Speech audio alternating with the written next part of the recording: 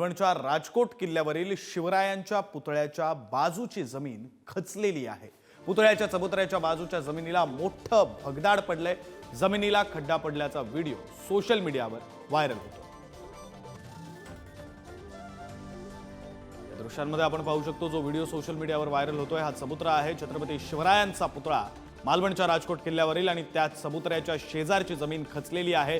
जमिनीला तडे गेलेले आहेत तर अगदी शेजारची जमीन ही खचलेली सुद्धा आहे।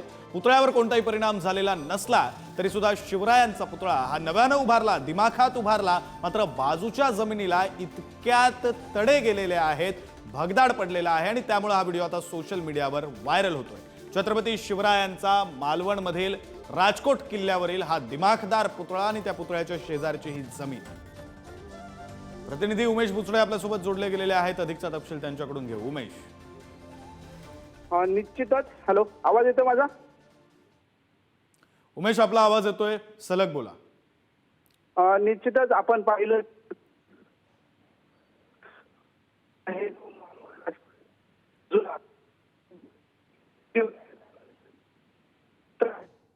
काही तांत्रिक कारणांमुळे उमेश यांचा आवाज आपल्यापर्यंत पोहोचू शकत नाही, मात्र ही दृश्य आपण पाहतोय पुढारी न्यूजच्या टीव्ही स्क्रीनवर।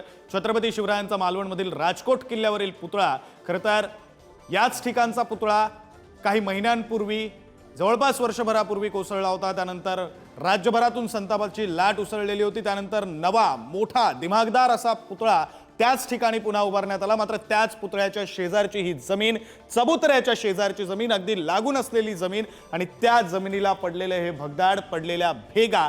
पुढारी न्यूजच्या टीव्ही स्क्रीनवर ही दृश्य आपण पाहू शकतोय। सिंधुदुर्गच्या मालवणमधील राजकोट किल्ल्यावरील छत्रपती शिवरायांचा दिमागदार पुतळा, त्या पुतळ्याच्या चबुतऱ्याच्या शेजारी असलेली जमीन आणि त्या जमिनीला पडलेलं हे भगदाड।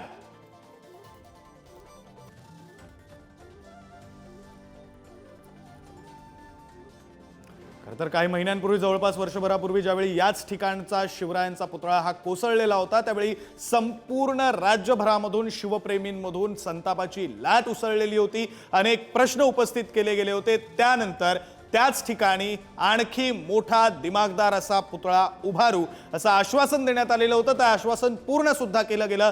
दिमाखदार मोठा असा पुतळा त्या ठिकाणी उभारला गेलाय। तो पुतळा अजूनही दिमाखात उभा आहे, मात्र शेजारच्या जमिनीला अशा प्रकारे भगदाड पडलेलं आहे। आपले प्रतिनिधी उमेश बुचडे सोबत आहेत। उमेश,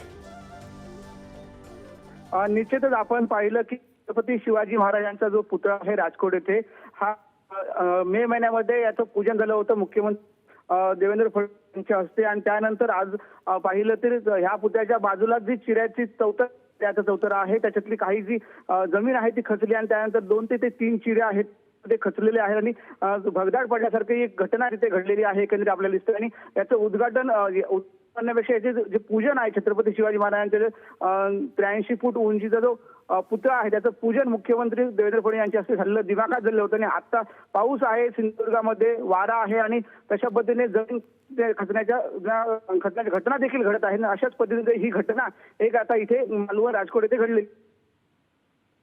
धन्यवाद उमेश दिलेल्या तपशिलांसाठी।